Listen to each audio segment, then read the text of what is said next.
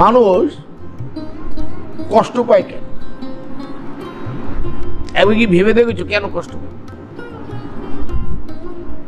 প্রত্যেকের ভেতরে যেন একটা না পাওয়ার যন্ত্রণা।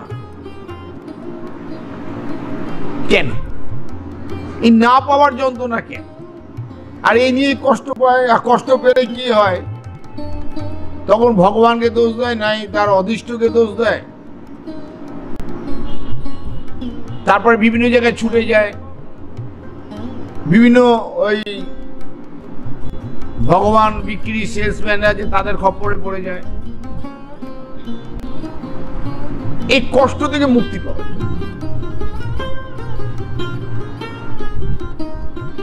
কেন? এটা একবার বিচার করো তো তোমরা। কেন আমরা সদা সর্বদা আমাদের যোগ্যতার থেকে চাহিদার পরিমাণটা অনেক বেশি করে দিচ্ছি।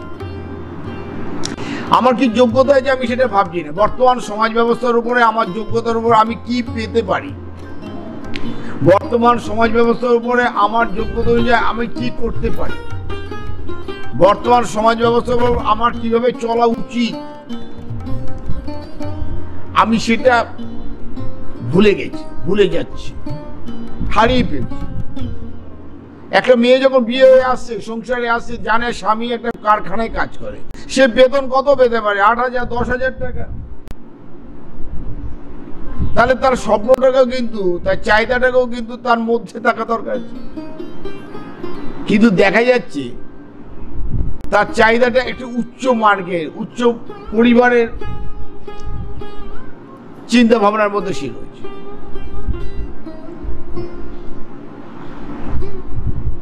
যখন একটি মেয়ে সংসারে আসছে,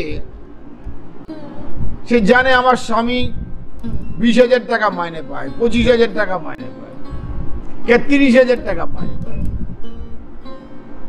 বা 1 লাখ টাকা যে মাইনে পায়, তার সঙ্গে যদি ওই 10,000 টাকার স্ত্রী ওই মেয়েটি যদি তুলনা করে, নিজের স্বপ্নগুলোকে মিলাতে থাকে, তাহলে তো কোনোদিনই মিলবে না, এবং সে তখন কষ্ট পাবেই। আর তার জন্য যারা জাল বিছিয়ে বসেছে তাদের তো আমি দোষ দেবো কি করে? এরা তো বসে থাকবে, সমাজে আগেও ছিল, এখন আছে, পরেও থাকবে। কিন্তু আমি ভুলে যাচ্ছি যে আমার যোগ্যতা কোথায়। মেয়েরা এইভাবে ঠকছে, আর স্বামীরা তারা বিভিন্নভাবে তারা কষ্ট ভোগ করছে, বিভিন্নভাবে যন্ত্রণা, কষ্ট, দুঃখের মধ্যে দিয়ে যাচ্ছে। তাহলে এর থেকে মুক্তি কিভাবে পাওয়া যায়? এই উভয়কে বুঝতে হবে যে আমার যোগ্যতা অনুযায়ী আমার আয় এর মধ্যেই আমাকে থাকতে হবে, আমার স্বপ্নগুলোকে পূরণ করতে হবে।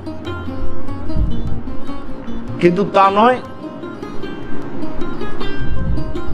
যে 10,000 টাকা মাইনের ঘরে এসেছি, সে 50,000 টাকার ঘরের সঙ্গে তুলনা করছে, যার ফলে সেই পুরুষ মানুষটা কি করছে? তার যন্ত্রণা থেকে মুক্তি পাওয়ার জন্য সে বিভিন্ন অপরাধমূলক কাজের মধ্যে লিপ্ত হয়ে যাচ্ছে। নয় চুরি করছে, নয় কাউকে ঠকাচ্ছে, নয় কাউকে প্রবঞ্চনা করছে, আর নতুবা মৃত্যুকে ডেকে নিচ্ছে। এর চেয়ে ভালো কিছু হতে পারে না। তাহলে উভয়ই কষ্ট পাচ্ছে।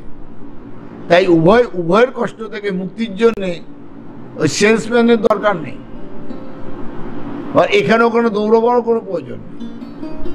প্রয়োজনটা হচ্ছে নিজের কাছে দৌড়ানো, নিজেকে বোঝা যে আমার এই যোগ্যতা, অতএব আমাকে এইভাবে আমার স্বপ্নগুলোকে পূরণ করতে হবে। তাহলে আমি মনে করি